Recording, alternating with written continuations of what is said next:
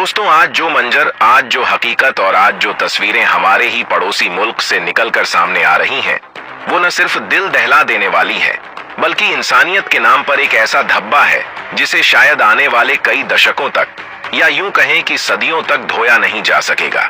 आप अपने घरों में सुरक्षित बैठे हैं, लेकिन जरा एक पल के लिए अपनी आंखें बंद कीजिए और सोचिए उस खौफ के बारे में, उस दहशत के बारे में जो इस वक्त सीमा के उस पार हमारे अपने ही लोगों के दिलों में धड़क रही है। दोस्तों, एक इंसान जिसकी गलती सिर्फ और सिर्फ इतनी है कि वो एक विशेष समुदाय से ताल्लुक रखता है, जिसकी गलती बस ये है कि वो अपने ईश्वर, अपने भगवान की पूजा करता है, उसे अचानक एक उन्मादी भीड़ घेर लेती है। चारों तरफ शोर है, गालियां हैं और नफरत से भरी हुई आंखें हैं। उसे पीटा जाता है, उसे बालों से पकड़कर सड़कों पर घसीटा जाता है और फिर जो होता है वो किसी डरावने सपने से कम नहीं है, वो किसी हॉरर फिल्म के सीन से भी ज्यादा भयानक है। क्या आप कल्पना कर सकते हैं?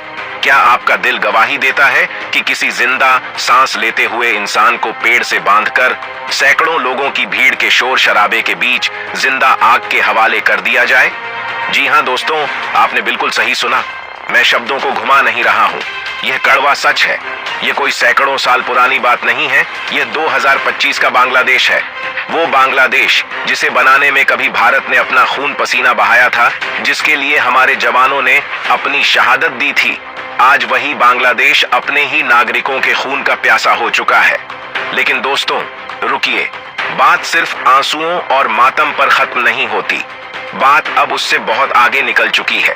खबर यह भी आ रही है कि भारत का जो सब्र था, वो जो संयम का बांध था, अब वो जवाब दे चुका है। जो लपटें ढाका और रंगपुर में उठ रही हैं, उसकी तपिश अब दिल्ली के सत्ता के गलियारों तक महसूस की जा रही है। सीमा पर हलचल बहुत तेज है, फौजें तैनात हैं और दबी जुबान में ही सही, लेकिन यह कहा जा रहा है कि नक्शा बदलने की तैयारी शुरू हो चुकी है। क्या भारत ने वाकई उस संवेदनशील चिकन नेक पर अपनी पकड़ इतनी मजबूत कर ली है कि दुश्मन की रूह कांप जाए? क्या अब आर पार की लड़ाई तय है? आज हम इसी पूरे घटनाक्रम की एक एक परत खोलेंगे। हम जानेंगे कि आखिर क्यों एक आजादी के सिपाही को, जिसने देश बनाया, उसे उसी के घर में मार दिया गया। क्यों मंदिरों पर दिन दहाड़े बुलडोजर चल रहे हैं, और सबसे बड़ा सवाल, आखिर भारत की सेना अब कौन सा बड़ा कदम उठाने जा रही है जो पूरी दुनिया को चौंका देगा? क्या है पूरी खबर, सब कुछ बताएंगे आपको इस वीडियो में, तो आप इस वीडियो को पूरा आखिरी तक जरूर देखिएगा। लेकिन दोस्तों, आगे बढ़ने से पहले बांग्लादेश में हो रहे हिंदुओं पर अत्याचार को देखकर अगर आपके भी अंदर खून खौल रहा है, और अगर आप भी एक सच्चे हिंदू हैं और चाहते हैं कि बांग्लादेश पर भारत सरकार जल्द से जल्द कुछ बड़ा एक्शन ले और वहां के हिंदुओं की सुरक्षा करें, तो अभी इस वीडियो को लाइक करके और चैनल को सब्सक्राइब करके कमेंट सेक्शन में जय सनातन धर्म, जय श्री राम जरूर लिखें। दोस्तों, सबसे पहले बात करते हैं उस घटना की जिसने हर संवेदनशील इंसान की रूह को कंपा दिया है, जिसने इंसानियत को शर्मसार कर दिया है। अभी हाल ही में वहां जो विरोध प्रदर्शन हुए, जो राजनीतिक उथल पुथल मची, उसकी आड़ में जिस तरह की दरिंदगी दिखाई गई, वो रोंगटे खड़े करने वाली है। एक साधारण हिंदू व्यक्ति जो अपने परिवार के साथ, अपने बाल बच्चों के साथ शांति से जी रहा था, उसे अचानक एक उग्र भीड़ ने निशाना बनाया। जरा उस मंजर को अपनी आंखों के सामने लाने की कोशिश कीजिए। वो शख्स शायद अपने घर के आंगन में होगा या काम से लौट रहा होगा, तभी सैकड़ों लोग जिनके हाथों में डंडे और मशालें थीं, उस पर टूट पड़े। उसे बेरहमी से पीटा गया, उसे लहूलुहान कर दिया गया। उसकी चीखें, उसकी पुकार वहां मौजूद भीड़ के शोर में दब गईं। और जब इतने से भी उस भीड़ का मन नहीं भरा, उनकी नफरत शांत नहीं हुई, तो उन्होंने उसे घसीटते हुए एक पेड़ से बांध दिया। सोचिए दोस्तों, उस वक्त उस इंसान के मन में क्या चल रहा होगा? क्या उसने कभी सोचा होगा कि जिन लोगों के साथ वो सालों से रह रहा है, वही लोग आज उसकी जान के प्यासे हो जाएंगे? क्या उस वक्त वहां मौजूद किसी भी शख्स के दिल में जरा सी भी दया नहीं आई होगी? शायद नहीं, क्योंकि नफरत की आग जब दिमाग पर चढ़ती है तो इंसान इंसान नहीं रहता, वो जानवर बन जाता है। उसे पेड़ से बांधकर उसकी निर्मम हत्या कर दी गई। आग की लपटें उठ रही थीं और भीड़ तमाशबीन बनी देख रही थी। यह हम किस सदी में जी रहे हैं? यह 19वीं सदी का कोई पिछड़ा हुआ इलाका नहीं है। यह 21वीं सदी का वो दौर है जहां हम मानवाधिकारों की बड़ी बड़ी बातें करते हैं, मंगल ग्रह पर जाने की बात करते हैं, लेकिन उस राख के ढेर में मानवाधिकार कहीं नजर नहीं आया। यह घटना सिर्फ एक हत्या नहीं है दोस्तों, इसे सिर्फ एक क्राइम की तरह मत देखिए। यह एक संदेश है, एक ऐसा खौफनाक और सीधा संदेश जो वहां रह रहे हर अल्पसंख्यक को यह बताने के लिए काफी है कि अब तुम यहां सुरक्षित नहीं हो। तुम्हारा जीवन, तुम्हारा परिवार, सब कुछ रहम व करम पर है। और दोस्तों, यह तो सिर्फ एक वानगी है, यह तो सिर्फ एक झांकी है। अगर हम थोड़ा पीछे जाकर देखें, थोड़ा गहराई में उतरें और पूरे परिदृश्य को समझें, तो हालात और भी ज्यादा भयावह, और भी ज्यादा डरावने नजर आते हैं। वहां के छात्र नेता शरीफ उस्मान हादी की मौत के बाद पूरे देश में जो बवाल मचा, उसने एक तरह से पूरी तरह अराजकता का, एक जंगल राज का रूप ले लिया। शुरुआत में तो यह कहा गया कि यह विरोध प्रदर्शन है, यह हकों की लड़ाई है, लेकिन देखते ही देखते यह विरोध प्रदर्शन खुली हिंसा में बदल गया। लेकिन दोस्तों, जरा दिमाग पर जोर डालिए और सोचिए, इस पूरी राजनीतिक लड़ाई में, इस सत्ता के खेल में मोहरा कौन बना? बलि का बकरा किसे बनाया गया? हमेशा की तरह वहां का अल्पसंख्यक समाज, वहां के हिंदू भाई बहन। इतिहास गवाह है, जब भी वहां सत्ता हिलती है, जब भी वहां सड़कें जलती हैं, तो उसका सीधा असर, सबसे पहला असर उन बस्तियों पर पड़ता है जो पहले से ही डरी सहमी है, जो अल्पसंख्यक है। दोस्तों, मीडिया, जिसे लोकतंत्र का चौथा स्तंभ माना जाता है, जो सच का आईना होता है, उसे भी इन उपद्रवियों ने नहीं बख्शा। प्रोथोम आलो और द डेली स्टार जैसे बड़े और प्रतिष्ठित मीडिया घरानों पर हमले हुए। अब सवाल उठता है कि आखिर मीडिया पर हमला क्यों? इसका जवाब बहुत सीधा है, ताकि सच बाहर ना आ सके, ताकि वो काली करतूतें जो बंद दरवाजों के पीछे और अंधेरी गलियों में हो रही हैं, वो दुनिया के सामने न आ सके, ताकि दुनिया को यह न पता चल सके कि अंदर क्या खूनी खेल खेला जा रहा है। भीड़ ने मीडिया के दफ्तरों में घुसकर तोड़फोड़ की, आगजनी की। और दोस्तों, असली खेल तो तब शुरू हुआ जब कैमरे टूट गए, जब पत्रकारों की कलम रोक दी गई, जब दुनिया की नजरें हटा दी गईं, तो उस अंधेरे में शुरू हुआ वो तांडव जिसका शिकार गरीब बस्तियां बनी। कई जगहों से, कई स्रोतों से ऐसी खबरें छन छन कर आईं कि भीड़ ने मीडिया पर हमले की आड़ में अल्पसंख्यक बस्तियों का रुख कर लिया। वहां घरों को चुन चुन कर निशाना बनाया गया, दुकानों को लूट लिया गया। मतलब साफ है, अराजकता का फायदा उठाकर, भीड़ की आड़ लेकर एक खास एजेंडे को अंजाम दिया जा रहा है। दोस्तों, जरा रुकिए, एक गहरा सांस लीजिए, क्योंकि अब मैं आपको जो बताने जा रहा हूं, वो सुनकर आपका खून खौल उठेगा। वो आपको यह सोचने पर मजबूर कर देगा कि क्या कृतज्ञता की, एहसान फरामोशी की भी कोई हद होती है। हम बात कर रहे हैं रंगपुर जिले की। ये कोई आम जगह नहीं है, ये वही जगह है जहां कभी आजादी के तराने गूंजे थे। यहां रहने वाले योगेश चंद्र रॉय, नाम याद रखिएगा दोस्तों, योगेश चंद्र रॉय, वो एक साधारण इंसान नहीं थे, वो एक स्वतंत्रता सेनानी थे। उन्होंने 1971 में, जब पाकिस्तान की सेना जुल्म ढा रही थी, तब उनके खिलाफ हथियार उठाए थे। उन्होंने इस देश को, यानी बांग्लादेश को आजाद कराने के लिए अपनी जवानी खपा दी, अपना सब कुछ दांव पर लगा दिया।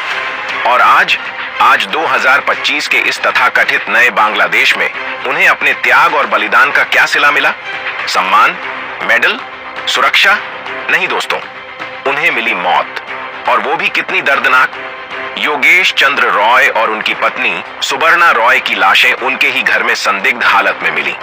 जरा उस विडंबना को महसूस कीजिए, उस दर्द को महसूस कीजिए, जिस शख्स ने देश के लिए विदेशी दुश्मनों से लड़ाई लड़ी, जिसने देश के लिए अपनी जान हथेली पर रखी। आज उसी देश के अपने ही लोगों ने, उसी देश के उपद्रवियों ने उसका गला घोंट दिया। इसे आप क्या कहेंगे? क्या यह सिर्फ एक अपराध है? क्या यह सिर्फ एक मर्डर केस है? जी नहीं, यह उस विचारधारा की हत्या है जिस पर बांग्लादेश की नींव रखी गई थी। यह उस विश्वास की हत्या है जो एक देशभक्त अपने देश पर करता है। यह घटना चीख चीख कर, गला फाड़ कर दुनिया को बता रही है कि अब वहां न तो अतीत का सम्मान बचा है, न बुजुर्गों की कद्र है, और न ही वर्तमान की सुरक्षा। यह हत्या उन तमाम घटनाओं की एक कड़ी है जो यह साबित करती है कि अब वहां किसी की भी जान सुरक्षित नहीं है, चाहे वो देश का हीरो ही क्यों ना हो। अगर एक स्वतंत्रता सेनानी अपने घर में सुरक्षित नहीं है, तो आम आदमी की बिसात ही क्या है। अब आप में से कुछ लोग सोच रहे होंगे कि भाई हो सकता है ये कोई इक्का दुक्का घटना हो सकता है हम भावनाओं में बहकर इसे बढ़ा चढ़ाकर बता रहे हों। तो चलिए जज्बातों को थोड़ा किनारे रखते हैं और सीधे आंकड़ों पर, फैक्ट्स पर बात करते हैं। और दोस्तों, ये आंकड़े हमारे बनाए हुए नहीं हैं। ये कोई व्हाट्सएप यूनिवर्सिटी का ज्ञान नहीं है। ये खुद वहां की संस्थाओं के, वहां के मानवाधिकार संगठनों के आंकड़े हैं। Bangladesh Hindu Buddhist Christian unity council, ये वो संस्था है जो वहां अल्पसंख्यकों की आवाज उठाती है, उनके अधिकारों के लिए लड़ती है। उनकी रिपोर्ट अगर आप देख लेंगे तो आपके पैरों तले से जमीन खिसक जाएगी। अगस्त 2024 से लेकर 2025 के बीच, यानी समय कितना, मुश्किल से 1-1.5 साल। इस छोटे से वक्त के अंदर 2400 से ज्यादा हिंसा के मामले दर्ज किए गए हैं। दोस्तों, 2400 मामले, जरा इस नंबर को अपने दिमाग में बिठाइए। इसका मतलब है कि हर दिन, हर पहर वहां किसी न किसी को निशाना बनाया जा रहा है। ये सिर्फ नंबर नहीं है, ये 2400 परिवार हैं, ये हजारों आंसू हैं, ये हजारों टूटे हुए सपने हैं। इन मामलों में क्या नहीं है? हत्याएं हैं, सरेआम लिंचिंग है, मासूम लोगों को उनके घरों से अगवा करना है, और सबसे शर्मनाक, सबसे ज्यादा दिल दुखाने वाली बात, मंदिरों पर, आस्था के केंद्रों पर हमले हैं। यह आंकड़ा साफ साफ बता रहा है कि यह हिंसा कोई अचानक भड़का हुआ गुस्सा नहीं है, यह कोई 2 गुटों की मामूली झड़प नहीं है, बल्कि यह एक सोची समझी, वेल प्लान्ड साजिश है। इसका मकसद बिल्कुल शीशे की तरह साफ है। इतना डर पैदा कर दो, इतना खौफ भर दो कि लोग या तो मर जाएं या फिर अपना सब कुछ छोड़कर पलायन करने के लिए मजबूर हो जाएं। दोस्तों, धर्म और आस्था, यह किसी भी इंसान के जीने का आधार होती है। जब इंसान सब कुछ हार जाता है तो वो अपनी आस्था के सहारे जिंदा रहता है। लेकिन जब उस आस्था पर ही, उस विश्वास पर ही बुलडोजर चलने लगे तो समझ लीजिए कि पानी अब सिर से बहुत ऊपर जा चुका है। ढाका के पास एक इलाका है पूर्वांचल। वहां एक बहुत ही पुराना दुर्गा मंदिर था। हजारों लोगों की श्रद्धा का केंद्र था वो। वहां लोग जाते थे, माथा टेकते थे, शांति की तलाश करते थे। लेकिन प्रशासन और वहां के कट्टरपंथियों की मिली भगत देखिए, उनका खेल देखिए। उसे एक झटके में अवैध जमीन कब्जा बता दिया गया। और फिर क्या, बिना किसी सुनवाई के, बिना किसी की परवाह किए उसे बुलडोजर से जमींदोज कर दिया गया। दोस्तों, मजे की बात यह है और दुख की बात भी यही है कि जब वहां बुलडोजर चल रहा था, जब मंदिर की दीवारें गिराई जा रही थीं, तो स्थानीय हिंदू लोग, वहां की महिलाएं, बुजुर्ग, बच्चे सब वहां बैठकर रो रहे थे। वो अधिकारियों के पैरों में गिरकर गिड़गिड़ा रहे थे, हाथ जोड़कर विनती कर रहे थे कि हमारे भगवान का घर मत तोड़ो। लेकिन पत्थर दिल प्रशासन ने उनकी एक न सुनी। उनकी आंखों के सामने, उनके देखते ही देखते उनके भगवान का घर मलबे के ढेर में बदल दिया गया। भारतीय पक्ष ने भी इस पर कड़ा ऐतराज जताया है। भारत सरकार ने साफ शब्दों में कहा है कि यह कोई कानूनी कार्यवाही नहीं थी, यह कोई एंटी एनक्रोचमेंट ड्राइव नहीं थी, बल्कि यह चरमपंथियों के दबाव में किया गया एक शर्मनाक काम था। यह जानबूझकर किया गया ताकि हिंदुओं की भावनाओं को, उनके स्वाभिमान को ठेस पहुंचाई जा सके और उन्हें यह एहसास दिलाया जा सके कि इस देश में तुम्हारी आस्था की, तुम्हारे भगवान की कोई जगह नहीं है। और दोस्तों, अगर आपको लगता है कि बस इतना ही हुआ तो आप गलत हैं। ये नफरत का सिलसिला यहीं नहीं रुकता। सितंबर 2025 की वो काली रात याद कीजिए। जमालपुर का सरिशाबारी उपजिला, वहां एक टाड़ियापाड़ा मंदिर है। रात का सन्नाटा था, सब सो रहे थे। तभी अंधेरे में कुछ दरिंदे, कुछ शैतान उस मंदिर में घुसते हैं। उनका मकसद मंदिर के दान पात्र से पैसे चुराना नहीं था, उनका मकसद सोना चांदी लूटना नहीं था, उनका मकसद था नफरत फैलाना, दिल तोड़ना। उन्होंने वहां स्थापित 7 मूर्तियों को चकनाचूर कर दिया। इतना ही नहीं, उनकी हैवानियत देखिए, कई मूर्तियों को बुरी तरह तोड़ दिया गया। आप जरा सोचिए, उस पुजारी की मनस्थिति क्या रही होगी जिसने अगली सुबह मंदिर का दरवाजा खोला होगा और अपने आराध्य को, अपने भगवान को उस हालत में देखा होगा। उन भक्तों के दिल पर क्या गुजरी होगी जब उन्होंने अपने ईश्वर की खंडित मूर्तियां देखी होंगी। हालांकि पुलिस ने खानापूर्ति करते हुए सीसीटीवी के आधार पर 35 साल के हबीबुर रहमान नाम के एक शख्स को गिरफ्तार तो किया, लेकिन मेरा सवाल आपसे है, क्या एक गिरफ्तारी से वो डर खत्म हो जाएगा? क्या एक गिरफ्तारी से वो टूटे हुए विश्वास जुड़ जाएंगे?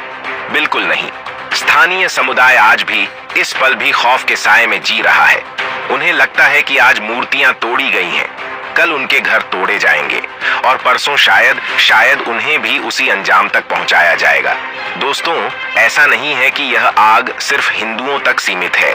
नफरत की आग की फितरत होती है कि वो सबको जलाती है। ढाका में अक्टूबर और नवंबर 2025 के दौरान जो कुछ भी हुआ, उसने यह साबित कर दिया कि कट्टरपंथियों का निशाना हर वो शख्स है, हर वो समुदाय है जो उनके जैसा नहीं है, जो उनकी कट्टर विचारधारा को नहीं मानता। ढाका के चर्चों पर, जी हां, गिरजाघरों पर क्रूड बम से हमले किए गए। सोचिए, लोग वहां प्रार्थना करने जा रहे हैं और वहां बम फेंके जा रहे हैं। बौद्ध मंदिरों में भी तोड़फोड़ और चोरी की घटनाएं सामने आई। यह सब क्या इशारा कर रहा है? यह चीख चीख कर बता रहा है कि वहां एक ऐसा माहौल तैयार किया जा रहा है, एक ऐसा सिस्टम बनाया जा रहा है जहां बहुसंख्यक आबादी के अलावा किसी और के लिए सांस लेना भी मुश्किल हो जाए। चाहे वो ईसाई हो, बौद्ध हो या हिंदू हो, हर कोई निशाने पर है। सबका गुनाह सिर्फ इतना है कि वो अलग है। अब जरा उन बस्तियों का हाल जानिए जहां गरीब और मेहनतकश लोग रहते हैं, जो रोज कमाते हैं और रोज खाते हैं। 2025 के मध्य में रंगपुर और उसके आसपास के इलाकों में जो मंजर देखा गया, वो किसी युद्ध क्षेत्र से, किसी वॉर जोन से कम नहीं था। भीड़ की शक्ल में आए सैकड़ों उपद्रवियों ने गरीब हिंदू बस्तियों पर धावा बोल दिया। जैसे कोई दुश्मन देश की सेना हमला करती है, वैसे ही उन्होंने अपने ही देश के नागरिकों पर हमला किया। 1 दर्जन से ज्यादा घरों को निशाना बनाया गया। घरों के अंदर घुसकर तोड़फोड़ की गई।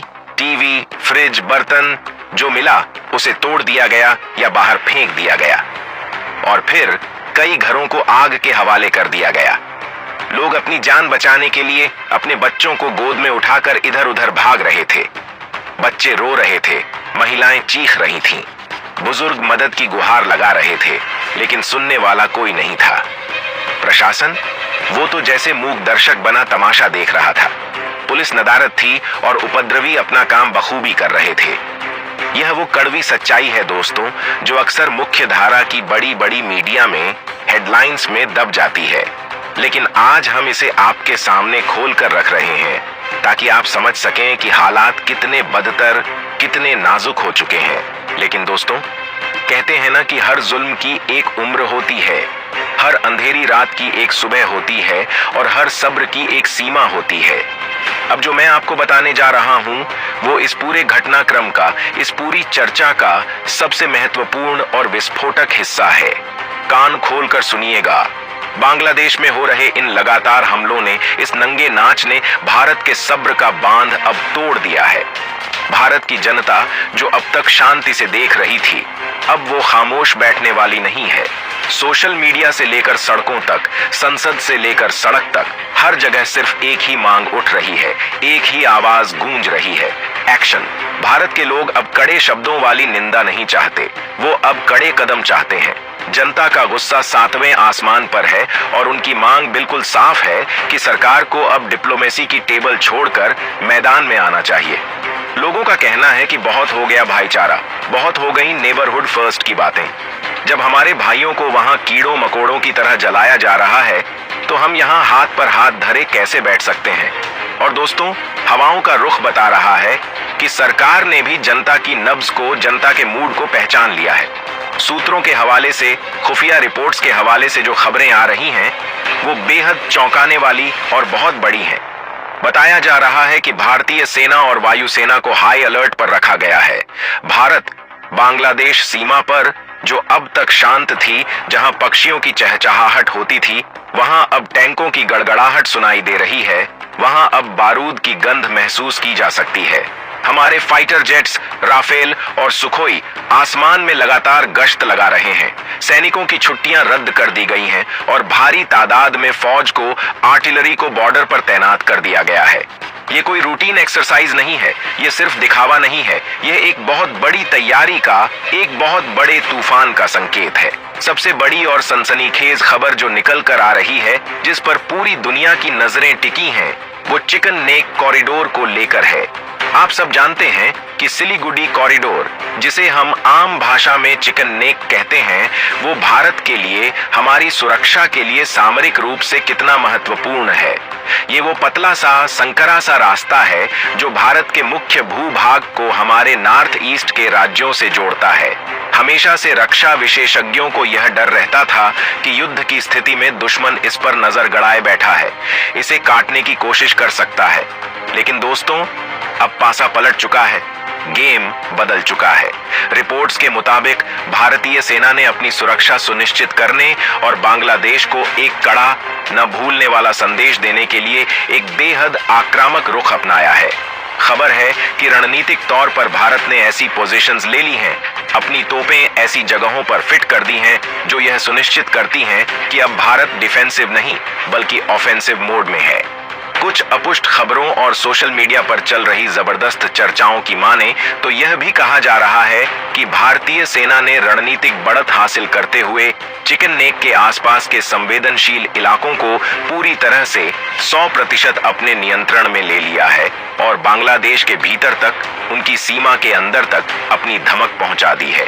दोस्तों, जरा सोचिए, इसका मतलब क्या है? इसका मतलब बहुत गहरा है। इसका मतलब है कि अब भारत चुप नहीं बैठेगा। इसका मतलब है कि भारत ने अपनी लक्ष्मण रेखा खींच दी है। अगर वहां हिंदुओं पर एक भी पत्थर उछला तो उसका जवाब ईंट से नहीं बल्कि अब गोले से दिया जाएगा। भारत की यह तैयारी, यह आक्रामकता देखकर ढाका में हड़कंप मचा हुआ है। जो सरकार अब तक इन दंगाइयों को पनाह दे रही थी, जो अब तक आंखें मूंदे बैठी थी, अब उसके भी पसीने छूट रहे हैं, क्योंकि उन्हें और वहां की सेना को बहुत अच्छे से पता है कि 1971 में भारत ने क्या किया था। उन्हें याद है कि कैसे 93,000 सैनिकों ने घुटने टेक दिए थे, और उन्हें यह भी पता है कि 2025 का भारत 1971 के भारत से कहीं ज्यादा ताकतवर, कहीं ज्यादा आधुनिक और कहीं ज्यादा सक्षम है। वायुसेना के राफेल और सुखोई विमान सीमा के पास जब सोनिक बूम करते हुए निकलते हैं तो उसकी गर्जना ढाका तक सुनी जा सकती है, जो वहां बैठे हुक्मरानों को यह याद दिलाने के लिए काफी है कि बाप बाप होता है। नौसेना ने भी बंगाल की खाड़ी में अपनी गश्त बढ़ा दी है, यानी जल, थल और नभ तीनों ओर से घेराबंदी की तैयारी पूरी है। दोस्तों, जनता का दबाव सरकार पर लगातार बढ़ रहा है। देश के कोने कोने में रैलियां निकाली जा रही हैं, नारे लग रहे हैं। लोगों का कहना है कि अगर अभी नहीं तो कभी नहीं। यह गुस्सा जायज भी है। आखिर कब तक हम अपने लोगों को मरते हुए देखेंगे? कब तक हम मंदिरों को टूटते हुए, मूर्तियों को खंडित होते हुए देखेंगे? योगेश चंद्र रॉय जैसे स्वतंत्रता सेनानी, जिन्होंने उस देश की मिट्टी के लिए जान दी, अगर वो अपने घर में सुरक्षित नहीं है तो फिर कौन सुरक्षित है? ये सवाल आज हर भारतीय के मन में कौंध रहा है, हर दिल में चुभ रहा है। और शायद यही वजह है कि आज भारत सरकार भी, जो हमेशा कूटनीति पर भरोसा करती थी, अब सख्त फैसले लेने से, कड़े कदम उठाने से पीछे नहीं हट रही। अब आगे क्या होगा, यह तो आने वाला वक्त ही बताएगा। आज हमने आपको बताया कि कैसे एक पेड़ से बंधी लाश से लेकर बॉर्डर पर खड़े टैंक तक की यह पूरी कड़ियां आपस में जुड़ी हुई हैं। यह लड़ाई अब सिर्फ एक समुदाय की नहीं, बल्कि न्याय और अन्याय के बीच की, धर्म और अधर्म के बीच की लड़ाई बन चुकी है। दोस्तों, बांग्लादेश में हिंदुओं पर हो रहे अत्याचार को लेकर आप सबका क्या कहना है? अगर आपके भी वहां के हिंदुओं को लेकर जरा से भी दया आ रहा है और आपका भी खून खौल रहा है, तो इस वीडियो को ज्यादा से ज्यादा लोगों तक व्हाट्सएप पर, फेसबुक पर अपने दोस्तों के साथ, अपने घर वालों के साथ शेयर करें। वीडियो को लाइक और चैनल को सब्सक्राइब करके कमेंट में जय श्री राम जरूर लिखें। मिलते हैं अगली एक और नई वीडियो में नई खबर के साथ। तब तक के लिए इस वीडियो के अंत तक बने रहने के लिए आप सबका दिल से धन्यवाद।